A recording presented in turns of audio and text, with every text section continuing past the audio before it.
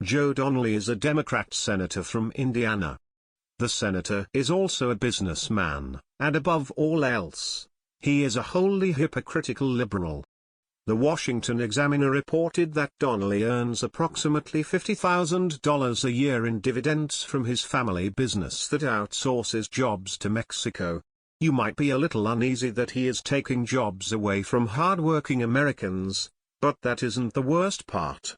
Joe just so happened to throw a fit when a company called Carrier sent jobs to Mexico to save money on labor. It doesn't end there. Donnelly also opposed the North American Free Trade Agreement, which seems like an odd thing to fight when you are padding your pockets off of the labor of the Mexican people. This is what Donnelly had to say regarding the NAFTA. Outsourcing is just a fancy term for someone in Indiana has just lost their job. Oh, that is just rich, Joe. You want to criticize people for taking jobs away from your hardworking state, but you have no qualms about taking away jobs when you are the one doing it.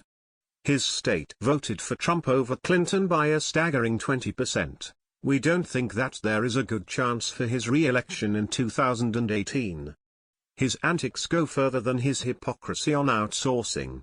Joe also goes out of his way to bad-talk Trump every opportunity he gets.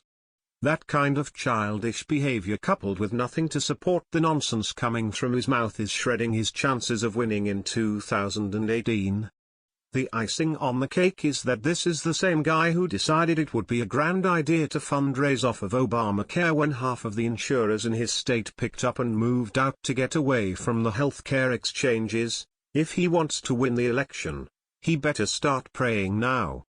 The odds of him getting enough support to stick around, even with loyalists fighting for him, are slim.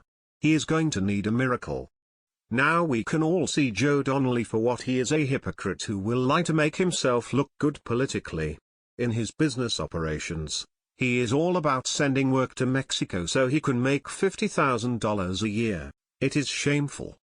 You would think he would be trying to find new ways to build new jobs in the community, interact with the people who are supposed to re-elect him and make himself look like an honest person. Instead, he is just making a mockery of himself and his party. It won't be long before election day comes and all the hard workers in Indiana show him what happens to hypocrites in Indiana.